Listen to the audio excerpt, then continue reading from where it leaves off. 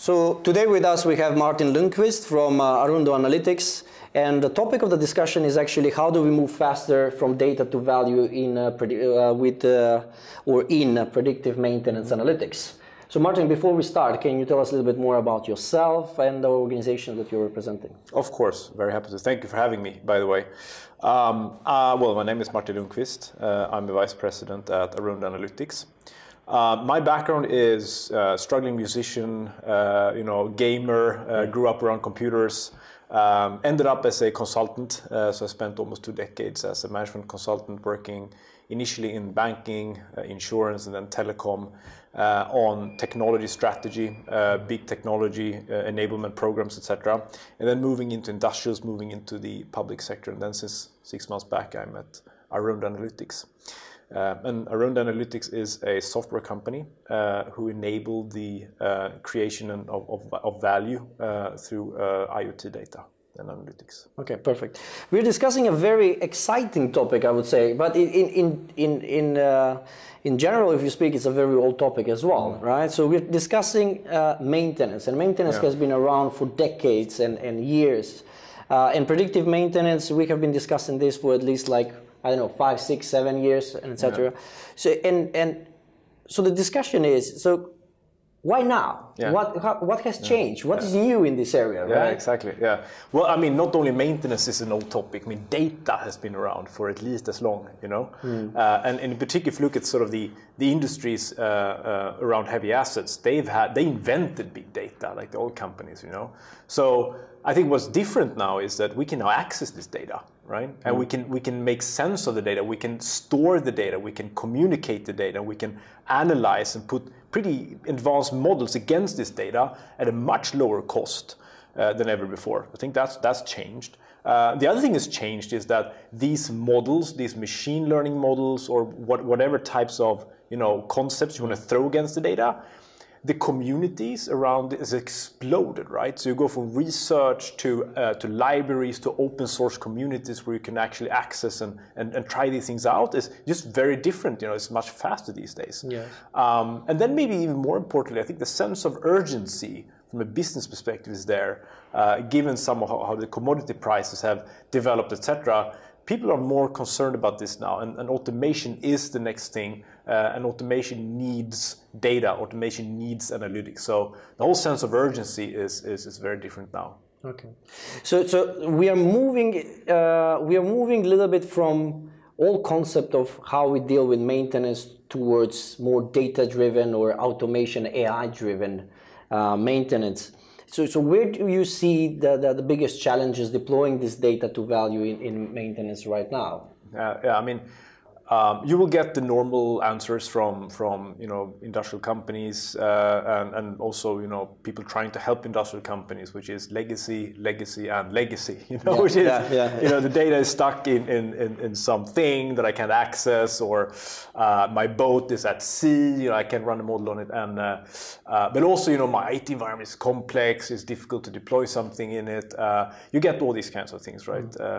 But if you double click on and get a bit specific, what's stopping us, and it comes down to data quality. We spend more time finding the data and cleaning up the data than we do actually making sense of the data. So 50 up to 70, 80% sometimes of the time we're spending on something that looks like a data science project ends up being like a data preparation effort, right? Yes. And the consequence of that is that we just not we just spend too much time on stuff that we should have to, right? Yeah, but it's just hard, right? It's just hard work, right? Yeah. And by the way, it's not that fun either, because you it kills the joy of it, maybe, if you will. But then even if you have the data, here's the next point of maybe disappointment, which is, hang on, we can't find predictive power in it. And why is that? Because these failures, you want to do predictive maintenance to avoid a failure, right? Yes. They're rare.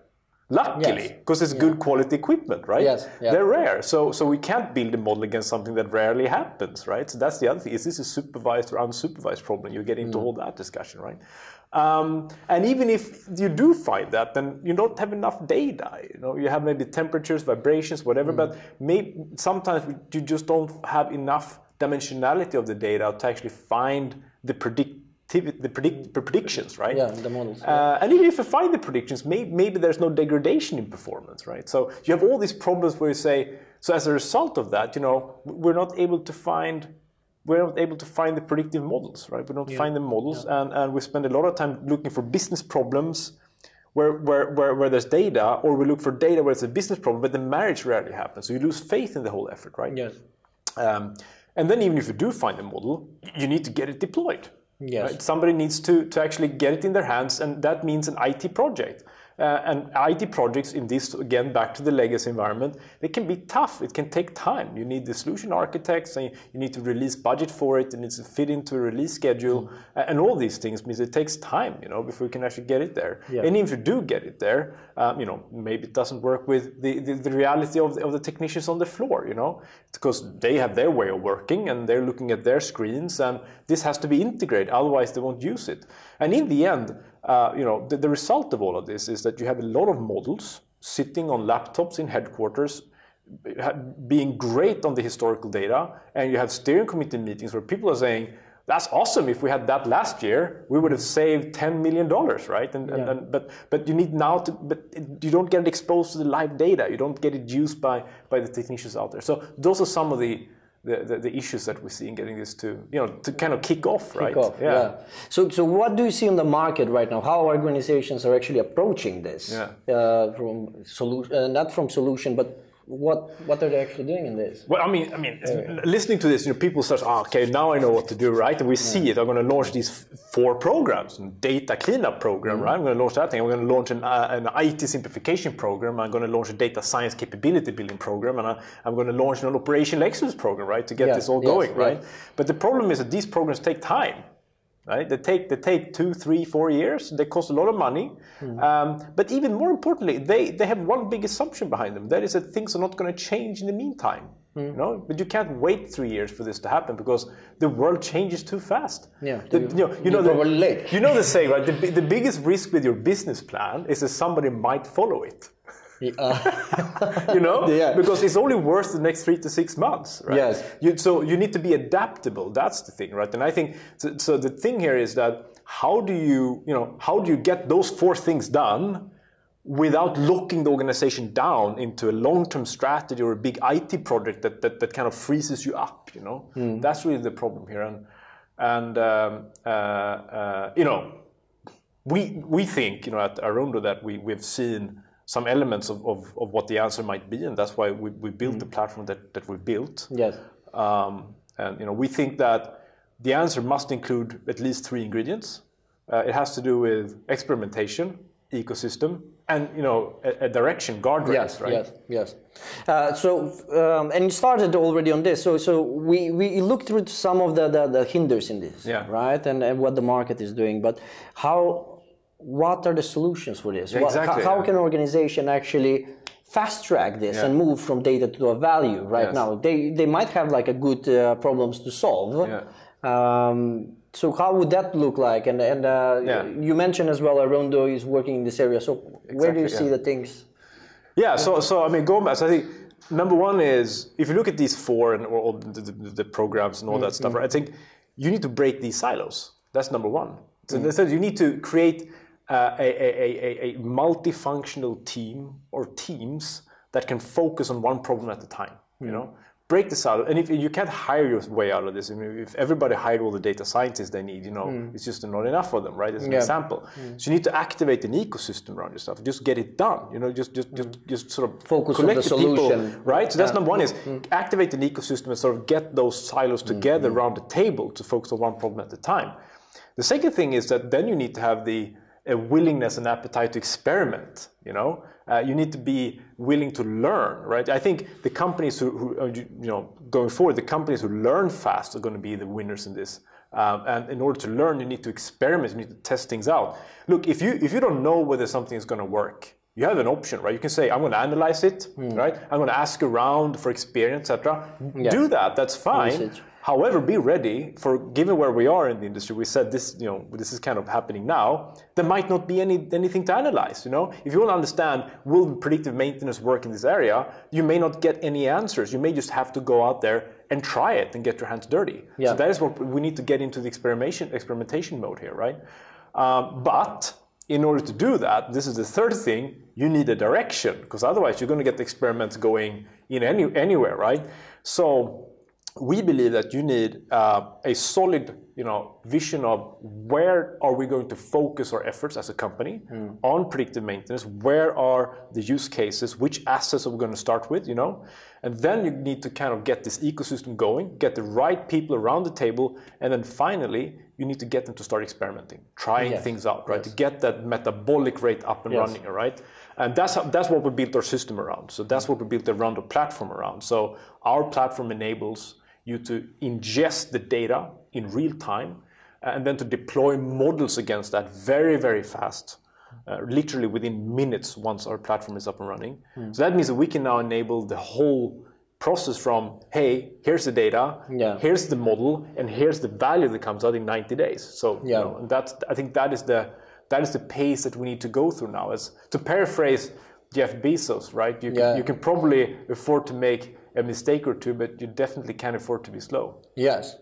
I will ask a question that we see right now preparing for this maintenance analytics summit. So we have spoken around 2,000 practitioners in this area. And one topic actually emerged, which we still haven't discussed in this video. And that is, so now when we are moving to this data-driven maintenance or condition monitoring, so we are deploying data, we're deploying analytical teams, data science teams, and then we have the maintenance, right? So how do we actually migrate this? And you were talking a little bit about this, breaking the silos. But if you're looking at deploying analytics within maintenance, how this would look, how the analytics and the business side, the maintenance guys actually can work together, what are the options there? Is it more like the analytics team would be in the maintenance department, or you see this like two departments working together? How this would look like? Yeah, this is a great question. And if you look at the evolution of any new concept coming into any industry, right, what you always see is it starts off as a special interest here.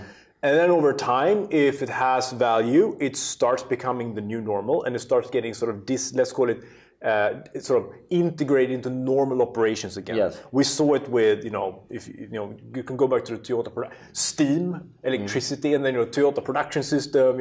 It kind of, that's the way it works. This is going to be the same, I'm pretty sure. But what it means now is that, to answer your question specifically, you need to start looking where there's light, i.e. where you have data, right? That's where you need to start looking for this, because there's no point. We see too many times you have a big business problem.